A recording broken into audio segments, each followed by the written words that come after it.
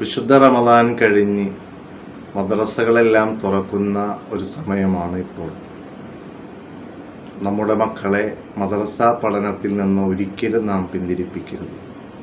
സ്കൂളിൻ്റെ പേരിൽ അതല്ലെങ്കിൽ മറ്റു ഭൗതിക വിദ്യാഭ്യാസത്തിൻ്റെ പേരിൽ നാം നമ്മുടെ മക്കളുടെ മദ്രസ മുടക്കിയാൽ നാം ഓരോരുത്തരും ഖേദിക്കേണ്ടി വരും. ഹബീബ് റസൂലുള്ളാഹി സ്വല്ലല്ലാഹു അലൈഹി വസല്ലം തങ്ങൾ പറഞ്ഞൊരു ഹദീസ് ഓർമ്മ വരികയാണ്. മൻ സലക ത്വരീഖൻ യൽതമിസു ഫീഹി ഇൽമ സഹറല്ലാഹു ലഹു ബിഹി ത്വരീഖൻ ഇലൽ ജന്ന. ഒരാൾ ഇൽമു പഠിക്കുന്ന വഴിയിൽ പ്രവേശിച്ചാൽ അല്ലാഹു സുബ്ഹാനഹു വ തആല സ്വർഗത്തിലേക്കുള്ള വഴി അവനക്ക് എളുപ്പമാക്കി കൊടുക്കുമെന്നാണ്. നമ്മുടെ മക്കളുടെ സ്വർഗത്തിലേക്കുള്ള വഴി നാം തടഞ്ഞു വെക്കുകയും ദീനുമായൊരു ബന്ധമില്ലാതെ അധാർമികതയിൽ അരങ്ങ് തകർക്കുന്ന സോഷ്യൽ മീഡിയയിൽ ഇടപെട്ട് വഷളായിക്കൊണ്ടിരിക്കുന്ന നമ്മുടെ മക്കൾ, ആ മക്കളെ കൈപിടിച്ച് ദീനീ അറിവുകൾ കൊടുത്ത് ദീനീ ഉലൂമുകൾ പഠിപ്പിച്ച് അവരെ ദീനുള്ളവരാക്കിയാൽ അവർക്ക് നല്ല സംസ്കാരവും നല്ല അദബും മാതാപിതാക്കളോടുള്ള സ്നേഹവും വാത്സല്യവും അതുപോലെ തന്നെ മനുഷ്യരായി കാണാനുള്ള ഒരു പ്രചോദനം ദീൻ പഠിക്കുമ്പോൾ മാത്രമാണ്. ദീൻ പഠിക്കാത്ത, മതം പഠിക്കാത്ത ആളുകൾ പലപ്പോഴും അക്രമങ്ങളിലേക്കും അരാജകത്വത്തിലേക്കും വൃത്തികേടുകളിലേക്കും പോകുന്നത് നമുക്ക് കാണാം.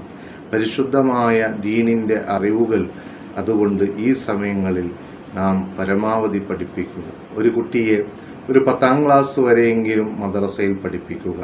5ാം ക്ലാസ്സോ 6ാം ക്ലാസ്സോ ആകുമ്പോഴേക്കും നമ്മുടെ മക്കളുടെ മദ്രസ പഠനം നിർത്തുന്നത് ശരിയല്ല. കാരണം നിസ്കരിക്കണമെന്നും നോമ്പ് പിടിക്കണമെന്നും സകാത്ത് കൊടുക്കണമെന്നൊക്കെ തോന്നുന്നൊരു പ്രായത്തിൽ അവരുടെ മദ്രസകൾ സ്റ്റോപ്പ് ചെയ്ത് അവരുടെ ദീനീ വിജ്ഞാനം ഇല്ലായ്മ ചെയ്ത് ഓരോ രക്ഷിതാക്കളും ഭൗതികമായ വിദ്യാഭ്യാസത്തിന് മാത്രം താല്പര്യം കാണിക്കുന്നത് സർവ്വസാധാരണയായിക്കൊണ്ടിരിക്കുകയാണ്.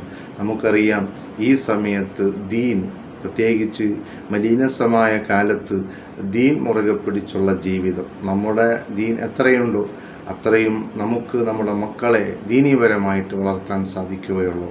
അതുകൊണ്ട് നമ്മളും ദീനുള്ളവരാവുകയും ദീനിനെക്കുറിച്ചുള്ള ഉലൂമുകൾ, അറിവുകൾ സ്വായത്തമാക്കുകയും നമ്മുടെ മക്കളുടെ മദ്രസകൾ എന്ത് വില കൊടുത്തും ഞാൻ പഠിപ്പിക്കും. പാതി വഴിയിൽ മദ്രസ നിന്നുപോയവർ, അതുപോലെയുള്ളവർക്ക് അതിന് വേണ്ട സംവിധാനങ്ങൾ ഓൺലൈനായിട്ടോ ഓഫ്ലൈനായിട്ടോ ഒരുക്കി അവർക്ക് നിസ്കാരത്തെക്കുറിച്ചും നന്മയെക്കുറിച്ചും മാതാപിതാക്കളോടുള്ള കടമകളെക്കുറിച്ചും സമൂഹത്തോടുള്ള കടമകളെക്കുറിച്ചും